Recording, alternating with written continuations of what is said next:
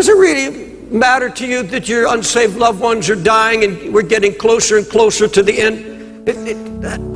Does it really concern you? Does it really matter to you that your unsaved loved ones are dying and they could die and go to hell? Even though you're a lover of Christ? Where's the anguish? Where are the tears? Where's the mourning? Where's the fasting? Let me ask you, is what I just said convicted you at all? Where's the getting up in the middle of the night?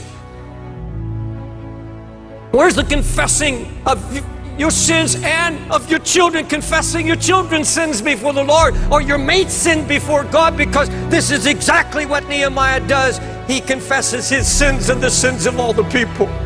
And then he says, we have sinned. I have sinned. And then he said, we have sinned.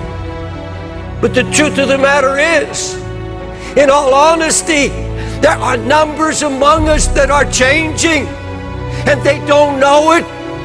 You've lost your fight.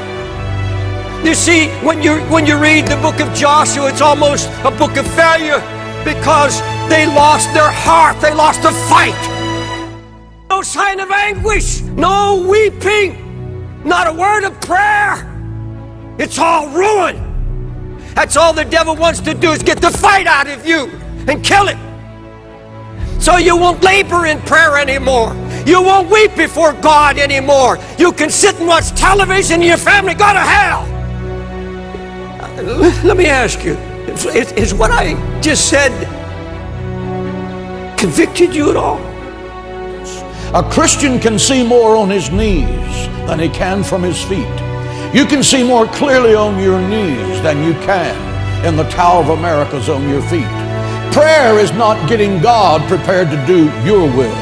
Prayer is getting you prepared to do God's will. Prayer is the only way to release the supernatural power of God in your life, in your marriage, in your business, to show you great and mighty things that you know not. Prayer is the key that unlocks the gates of heaven and closes the gates of hell. Prayer is the power that my 89-year-old mother has when she gets down on her arthritic knees and whispers the name Jesus. Every demon in Harris County down in Houston, Texas starts running for the Gulf of Mexico because the warrior is on her knees praying with absolute power. Prayer has the power to cure sickness and disease. Prayer can shatter the shackles of misery and habit that are tormenting your life, or the life of your son or daughter, or the life of your husband or wife. Prayer does not need proof. Prayer needs practice. Intellectuals are now jabbering that God and heaven are far removed and far away. God is as close as your next prayer. Prayer is the weapon that God has given His children to wage war in the heavenlies.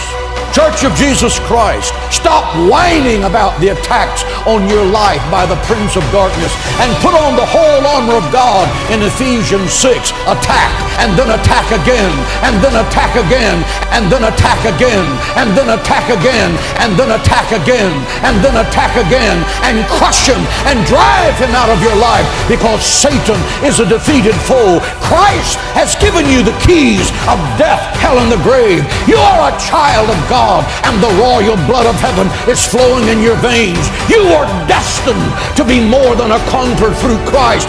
Think like it, act like it, and talk like it every day of your life. Give Him praise and glory in the house. You're never going to outgrow warfare. You simply must learn to fight. I hear people saying to me all the time, oh, when is it going to get easier? When you die.